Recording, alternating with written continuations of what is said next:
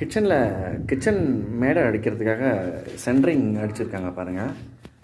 Centring அடிக்கும்போது நிறைய பேருக்கு இந்த ஹைட்டு டிஃப்ரெண்ட் வரும்.